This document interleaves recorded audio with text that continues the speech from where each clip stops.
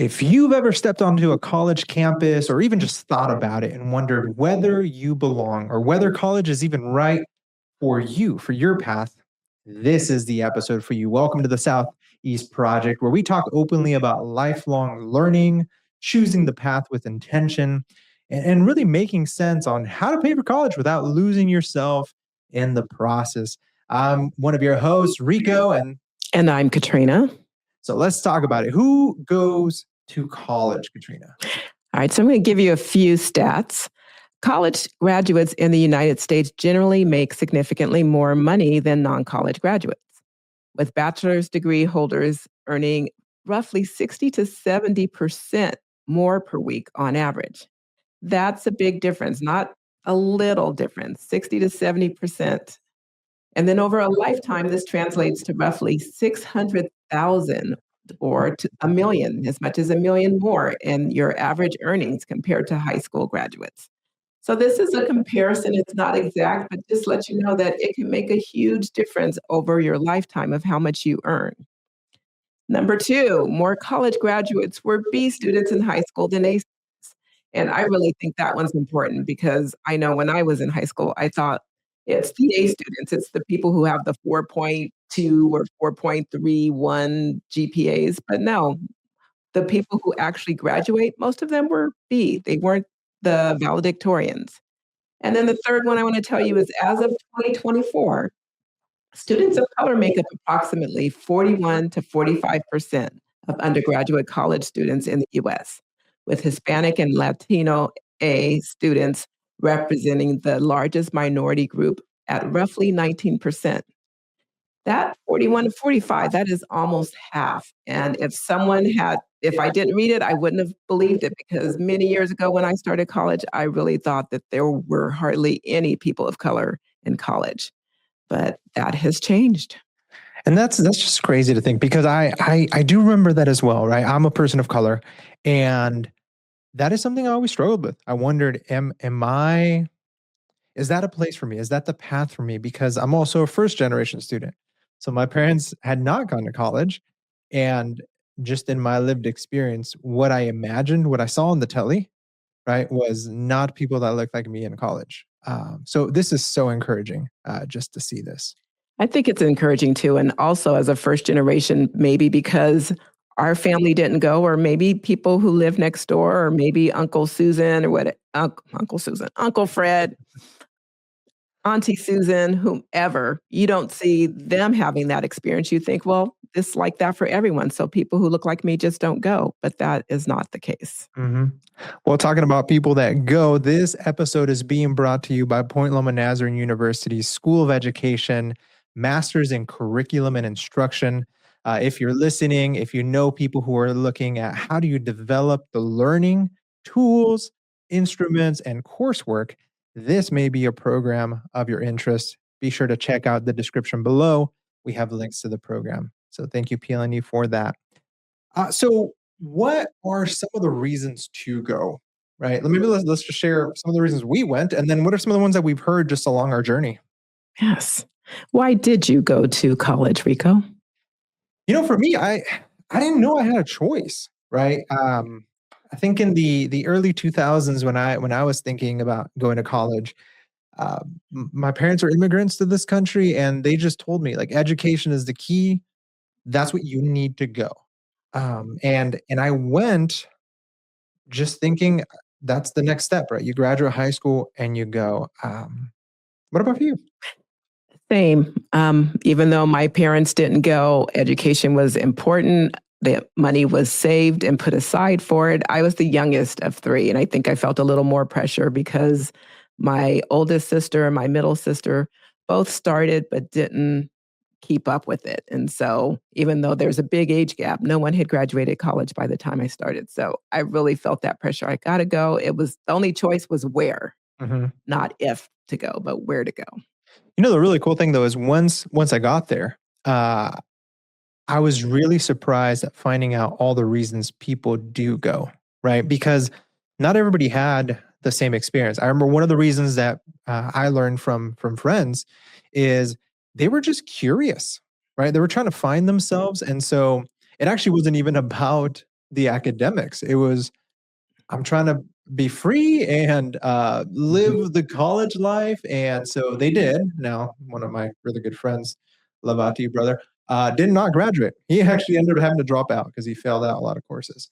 And so, sometimes the reasons we go, we have to be mindful of, is that really the place to do that? Right. I also had friends that were going to college because they had a very direct career path. So, good friend of mine wanted to be a civil engineer, and I remember that was his whole life journey. He wanted to build buildings, right? Mm. His big dream, I remember just having coffee with him, is I want to have a building that when I pass by, I can look at it and say, "That's me. Oh, wow. I left my mark in the city," Hmm. right? Which is inspiring, like that. Yeah, that is. That's ambitious. Yeah, and it kept him going because Mhm. I mean, his program was hard, Mhm. uh, but because he knew that's there's an end goal, Mhm. and college is a means to that end. Mhm. It kept him inspired. And let's be honest, some of the reasons are a little less ambitious and inspiring. I knew of people who went because they didn't want to work. Mm, And their yep. parents had told them, you're either going to go to college or you're going to get a job. They did not want to get a job. So therefore, they went to college. Didn't Yeah. really have a plan or end game of what I want to do or where I want this to take me. Just, I don't want to hear my parents on my back. So I'm going to go. Yeah. I used to, a few years back before I got into the role that I'm in now, I worked inside of juvenile detention facilities. And I know for some of those youth, young men and women, it was education was a reset, right? So Mm. some people, and this might be you, and there's absolutely no shame in this. This is a beautiful thing that you can think about. Okay, maybe I've been down this path, and college in this season can be that reset. Um, Yes. Maybe you're listening to this, right? Because we were kind of talking about high school youth, college age youth, but maybe you're in your late adult life. It's also a great opportunity to Hmm. do a reset, go Yeah. back and study something different. Yes. Yes. And sometimes, no matter what the reason you have for starting, sometimes it changes, Mhm. and you think you're going because you want to do engineering. And after you're there, you're like, I really think I want to be a teacher. And Right. that's okay as well. And that's one of the things I was at a panel yesterday over at the university, and I was sharing how all three of my degrees are in different subject areas. Right. And this is Yes. not like to brag or anything. I'm sharing it to say that I've changed my mind. My Mhm. reason to go to college actually has changed as my life has changed. Yes. Yeah, and I've changed some as well. When I was 10 years old, I knew I wanted to work in education, special ed. Mm, And later on, after I was already in college, I changed my mind, decided I wanted to work in higher ed. So what did I do for first decades of my career? I worked in K through 12 in mm, special ed, even though I had changed my mind and didn't want to do that anymore. That's just where I ended up. And later I came back to it and now I'm working in higher ed again. So, these aren't static things. You can have an idea and move forward and still change your mind. mhm. And regardless of what you end up studying, if college is the right next step for you right now in the season, there's value in it, right? Yes. No one can take the experience and the education from you. So, so I want to encourage you, if you're listening, really reflect before you go, before you make that decision. Ask yourself, why do I want to go? And and then I would say even more importantly, why is that next step right Right now now. in this season? So let's say you make the choice, right? Let's just say hypothetically, you make the choice. How do you pay for it? That's the big question. Right. So there's a couple things that we want to share with you. What we're going to say next is really the inside scoop, right? So lock in, listen to this. These are the little things that I wish I would have known. We spent even before we jumped on the podcast talking about what are the things that would have made my life easier. And Mhm. so deadlines. What are some of those priority things that we need to be keeping in mind? And I think we talked a little bit about this before. You will see some things that have deadlines and their ranges.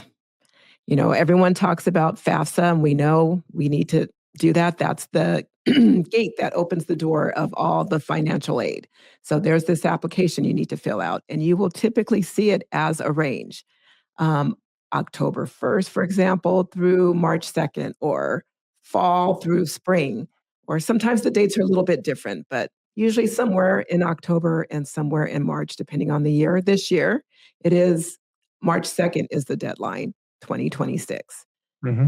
But what we want you to know is that range is a little misleading. We really want you to do that sooner. Why would we want to do it sooner and not wait till the end of the deadline, Rico? A big piece of it is there's a pot of money, and that pot of money is shared across everybody who's applying. So the sooner that you submit, the more likely it is that you will get the maximum amount that you're eligible for, right? So you wait till last minute, a lot of those funds have already been given out. Mm-hmm. And oddly enough, it's similar with a lot of money. Sometimes scholarships are that way as well. You may see a deadline, but if they start working and looking on those applications, they're going to go often from the people who applied first all the way to the people who applied last. So you want that preferential. You want to be one of the first applications they see, not one of the last applications they see. Mm-hmm. The other piece too is, especially if you are maybe younger and listening to this, a high school student or a community college student or a young adult, right? Thinking about the higher education. If you're a dependent, there's some documents that you're going to need from your parents, from your guardians, whoever you're dependent to. One of those is going to be the previous year's tax returns, right? So you're going to need the W-2 forms. You're going to, when you do that FAFSA, it's going to ask you for date of birth. It's going to ask you for social security numbers if that's available and applicable for you, for your parent or guardian or whoever you're dependent to. And so that was the biggest hurdle for me. Yes. I remember getting to the first year I had to do my FAFSA, and that was back when it was on paper. I didn't know that information. Right. And sometimes having to rely on parents to get that information, they're busy and they're doing things. So thinking like, oh, I'll just get this from them on Thursday. Mm-hmm. Well, for most adults, it takes some time to gather that information, gather that paperwork. So you might want to give them weeks, not days or hours to gather that information. And then I want to jump on something that Rico just said. The previous year. So that can be confusing too. So if I am applying for FAFSA for 2026, then the tax return that I need is not 2025. Oh, that's right. That's right. 2024. Mm-hmm. And that is a common error that people make. They think, oh, it's the last year. But usually we're kind of a year behind in our tax form. So right now, people are working on their taxes for 2025. Mm-hmm. So it would be kind of hard to do that, but it's already done for 2024 for almost everybody. And so then you can go back and get that information. I had totally forgotten about that. That is so true. So yeah, that's key. So I would say, and then it gets even harder, right? Because your parents may be, or your guardian may be really organized and has those. I know the first time I asked for it, they said, oh, well, that's shredded. Right? My parents did not like to keep any of that because they had social security numbers and all that. Right. They were very paranoid on that sense. And so they would shred them. And so I didn't have them. Oh. And we had to go back to who did their taxes and get a copy. Oh, yeah. And again, that takes time, right? So they need a lot of time. Parents need a lot of time to get all that information together. And sometimes it's not that it's shredded. Sometimes maybe you've moved or done something. So it's just kind of hard to get to. Like, oh, yeah, we've moved. It's in a box in our storage facility or in the garage. I know it sounds easy, like, oh, mom, dad, just give me your tax records, but it could be very complicated. Yeah. And especially when family gets complicated, right? Yes. That's another piece too, is start having this conversation with your parent or guardian now. especially if you're thinking, college might be my next door. And even if you're still debating, right? If you're still kind of trying to decide, is college going to be right? I would say go apply for this. Yes. Better to have it done and know how much money is available to you than to not do that and then say, I want to go to college and it's too late. And it helps decide on, I was saying how my thing was I knew I wanted to go to college, but not where. Well, it's kind of hard to know where you want to go when you don't know how much money you're working with. So it's good to go ahead and get that done and know how much aid you could get, if there are scholarships you will get, if there are grants. We love grants, free money that you're going to get. That kind of helps determine, like, oh, I'm getting more than I thought. Maybe I can consider this institution that's a little bit more pricey, or I'm not getting much. And maybe I need to backtrack on where I want to go and limit it to some lower priced places, maybe even community colleges. I don't know what your situation is, but the thing is, most of us don't know our own situation until we start applying and see what's out there. Mhm.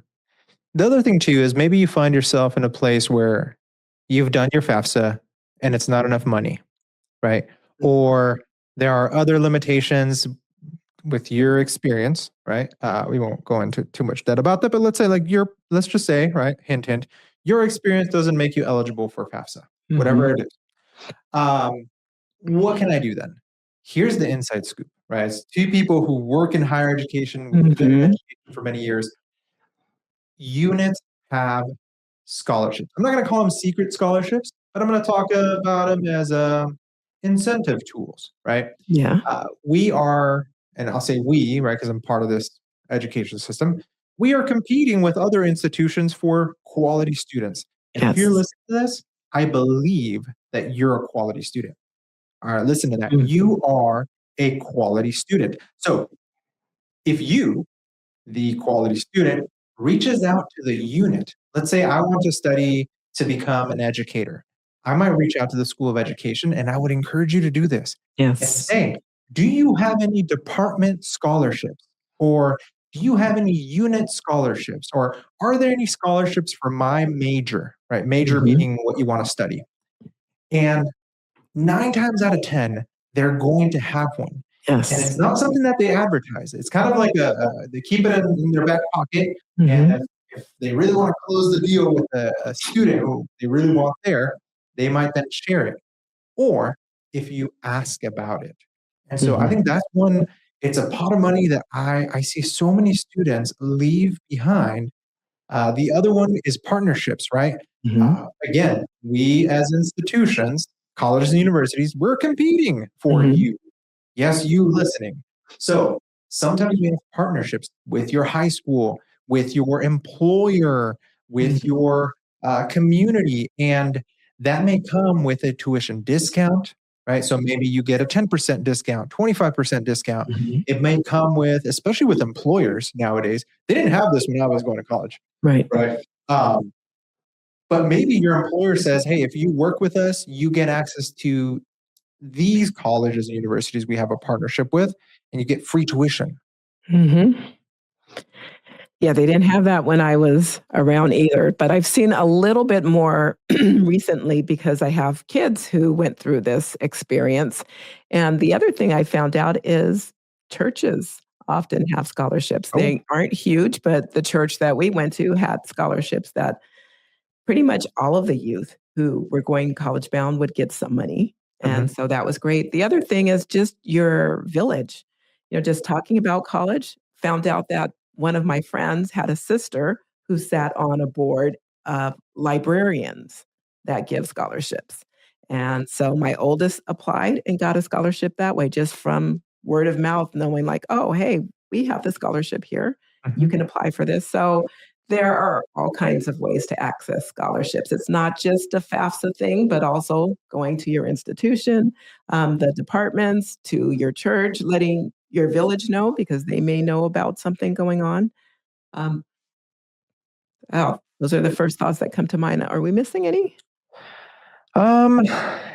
There's online stuff. Sometimes there's all kinds of creative ones where there's even some silly ones where it's if you have red hair and are the second kid, right? There's some wild ones. They're going to be smaller, but there may be those. There's different organization. So if you're part of a particular club or organization in your community, they may also have scholarships. So I would say the main thing to take away, right, that we'll give to you is if you don't ask, it's already no, right? So leave that, whatever it may be, embarrassment, shame, your internal sense of I want to do it my own way. Uh, the money's going to be gone Yeah. if you do that approach, right? The money's there. The money is there to support you if you ask. And so you do that respectfully, of course, but just to say, hey, I'm really passionate about and now because you've thought about it, you know why you want to go, Mhm. you share that. That's often going to be on the applications if it's an application type of scholarship. So you share that. So it starts with why you want to go and then just asking. If you don't ask, it's already no. You got nothing to lose, but you have a lot to gain. So what if college is not the path, right? So we've been talking about like that is a reason. What if you say, um, why do I want to go? Actually, I don't. I have a different pathway. Or maybe the answer is I don't right now, right? I've had friends too that they took a different path and then later in life went back and got the degree when it made sense for their path, right? We're talking lifetime learner mentality. What are some of the careers that we can think about? Well, one of the common ones still and has been for decades is a lot of people are interested in the military. And, that is a career path. Definitely. I know people who have retired from 20, 30 years and it has set them up for life. So nothing negative to say about military. That is a great option for some people. Just know if you're one of those people who you're already thinking about it and you're not about to graduate now, maybe you're a sophomore or junior, there are different schools that have ROTC programs. Some of them are Army, some of them are Navy, different, but you could get involved in that.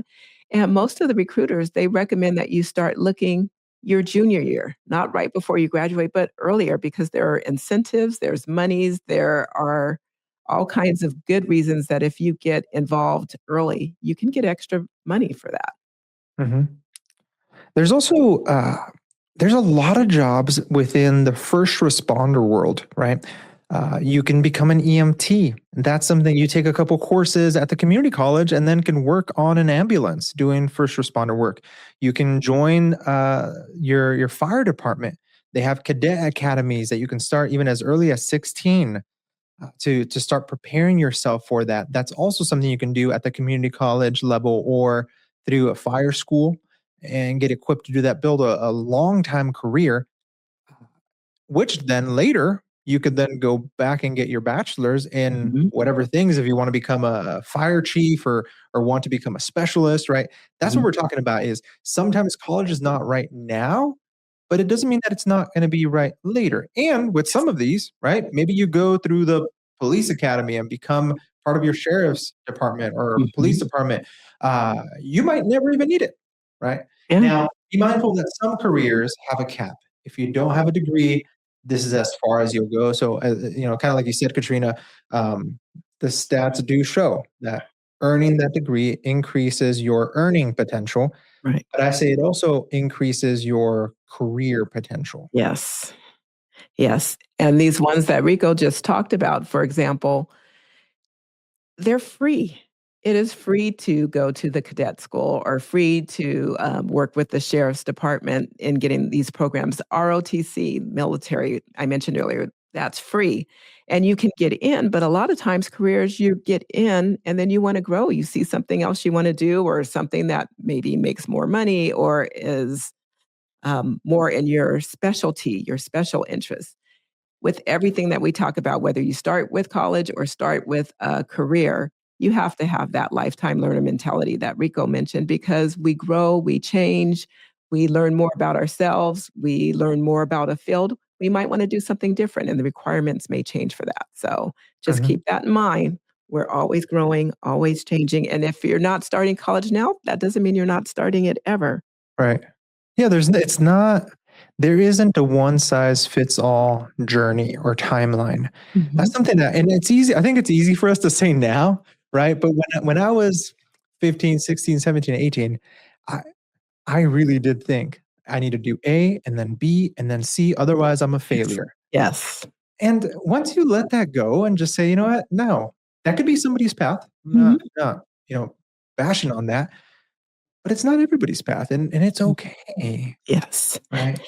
And then I'm going to talk for a moment to the older students because I heard something powerful one time. My friend's daughter was realizing, like, man, I'm starting late. And by the time I finish college, I'm going to be 30. Mm. And her dad said, but you're going to be 30 anyway. And why not Ooh. be 30 with a degree than 30 without? Mm. And I remember that was just so powerful to me. It's like we have these things in our minds that you're supposed to do this by this age and this by this age. And, by the time you're 21, 22, you should have your degree. Well, that's not everybody's path. And if you're worried about age, we're going to hit those age marks. As long as we keep living, praise God, we're going to make those ages anyway. So why not have a degree or why not try this career? Or why not do this thing? It's never too late. Yeah. Well, that's a good word. Let's transition. Thank you all in the community who sent in a few questions. We want to make sure we get to these and answer them as best we can. First question we have, Katrina, it's from Sam in Poway. Sam's asking, if I don't choose to go to college, but I need to have a job, or no, if I choose to go to college, but I need to have a job, like how many classes should I take? I really want to make sure I get as much done with my scholarships. So Sam, I think what you're asking is if you got this pot of money, you want to take as many units as possible. How many classes does it take? What would you say, Katrina? Well, there's this distinction between part time and full time. And I think if you're working full time, you're probably wanting to do part time school. So it depends on how much you're working. Some people have a job, but maybe it's just 10, 15 hours a week and they think that they can take more classes. It really depends. So you want to look at how many hours are you working? Are you a full-time employee or a part-time employee? And then you want to match that with your education. So if you're a full-time employee, then you want to be a part-time student. If you're a part-time employee, maybe you take more than just part-time classes, but you really need to look at your schedule and what is feasible for you. Hmm. And it is. It's all about know yourself, know your limitations. There's nothing wrong with it. Mhm. And being reminded that, hey, there's no timeline, Right. right? And yes, I understand and I appreciate, Sam, that you're thinking strategically about how do I get the most out of this money. The thing is, sometimes we do that, and if we've gone more than we can handle, then you're not going to get the most because now you Mhm. may fail a class, right? That's going to affect your GPA. If Mhm. you don't meet satisfactory academic progress, or Mhm. SAP, so you might hear that term, then you won't be eligible for financial aid. So Mhm. really, it's a matter of really know yourself because what you're investing in, you want to make sure the classes you take are the classes you can pass. Right. And Sam, that brings up another thing I forgot to mention is that some schools are quarters and some schools are semesters. So what's part-time at one school may be different at Yeah. another school. So you don't want to just be stuck on the units. I didn't mention how many units that is because it depends on the school that you're at. And so look at the specific school you're at and what part-time is considered for that school. Right. And when even the difference between an online class and an in-person class, Good point. uh, my experience has been that online classes typically have more work Right. because you're doing a lot more self-learning. And so I made the mistake one semester, I remember, and I signed up for more online classes thinking, oh, that's going to be the easy one. Mhm. And it was a lot of work. Yes. So really balance that out, right? Look at when do I need to be in class? Is it an online class? How much time is it going to take? Look at different resources like Rate My Professor. There's all kinds of tools that you can Mhm. use now, which is awesome because we didn't have those, where you can kind of look, not that you go for the easy classes, but that you're smart about realistically, how much can I handle? How much time do I have? And what does my journey look like? Very good. We have another question. This is Terry from Spring Valley. Question is it okay to take a break from school without falling behind in life? And I love that question now, especially because we were just talking Mm, about what is falling behind in life. right. There is no schedule. You're going to be 30 anyway. You're going to. So when we're doing these things, we need to do it and it needs to fit our life, not that these experiences are, oh, how do I put it?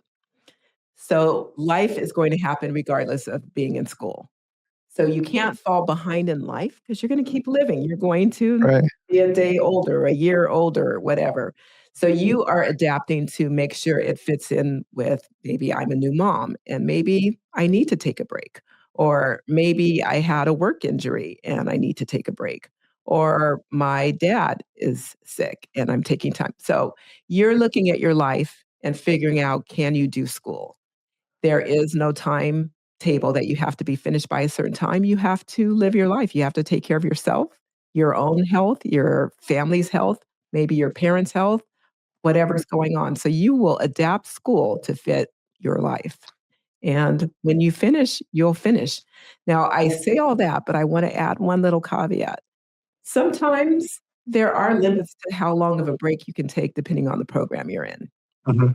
So I do have a friend who years ago thought that he was going to become a pharmacist and he took a break and he didn't do all the steps.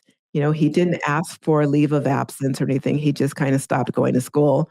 And when things got better in life, he went to go back and found out that he couldn't just pick up where he left off. So everything I'm saying about life takes priority, you do need to look at the institution you're at and find out about leave of absence and how long you can be out and all of that. And it's different for every school. So it's kind of a complicated thing that you have to find out yourself. Mhm.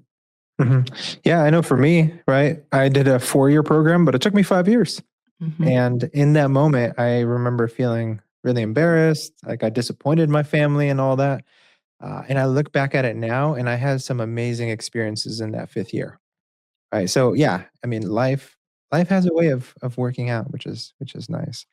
Uh, I also took a break, so I understand, but I got my bachelor's and I took a year off before going to graduate school. I remember my dad being very upset because he's like, "If you take a break, you're never gonna go back."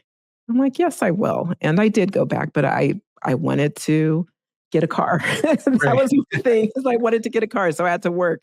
So I had some money to get a car. So we do what we need to do.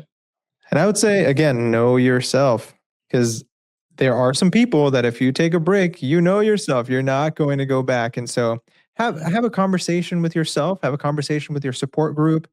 I would say be intentional. If you're going to take a break, be intentional about why you're taking that break. Our last question comes from a rule from Encanto. How do I figure out what I want to study when I don't really know what I want to do for like the rest of my life? And that is the $1,000,000 question I would say I have, Mm, right? What do I want to do for the rest of my life? I would say don't think about the rest of your life. Think about what brings you joy? What are your strengths? Really get to know yourself. Um, because you don't know what the rest of your life is going to be. true. Right? I started in nursing and here I am in education. You don't know what life is going to bring. And so I think putting so much pressure into that, if you already know and you feel this calling to, this is what I'm going to do, fantastic. But sometimes we put way too much pressure on ourselves. I would say explore, especially if you're in a place in your life that you can, let's say maybe you're in high school or early adulthood, talk to people. We have the internet now, watch videos Yes. where you can learn about career paths. Um, the learning process can be such a great way. Go and visit places, shadow people so that you can get what does this actually look like? Because sometimes, and this was the case for me, my parents really pushed healthcare. They were Mm, saying, "You need to be a doctor, you need to be a lawyer," kind of your the right. stereotypical things, which I get it and I value that. Um, but that wasn't my path. That's not what I was passionate about. Right. When I was in school, the people who wanted to make money wanted to do computers. That was what was pushed, but that was not my interest. Mhm. And so nowadays, there are all kinds of aptitude tests that you can do online as well. Oh, that's right, yeah. Back when I was in school, we had like a career center. You would go in and you would do these pen and paper things. But now you can just go online and find ones, and it'll show if you have a strength that's in maybe people. And maybe HR would be good for you, or maybe you're really good with numbers and accounting. So it basically asks you all these questions to help you figure out what your strengths are. You know what, Arul? We're going to drop a couple of those in the description below. So I want to encourage you, absolutely participate in some of those. The ones we'll include are free. So take a look at those. And then also there are career development offices, both at community colleges, universities, and in your community. Sometimes community centers have those. These are people, that's their world, right? They love Yes. connecting your personality, your strengths with real world needs. And so want to encourage you to do that. Well, hey folks, thanks for joining us here on the Southeast Project. Remember, college isn't just someplace you go. It's something you learn to navigate. You've got this, and we've got you. God bless.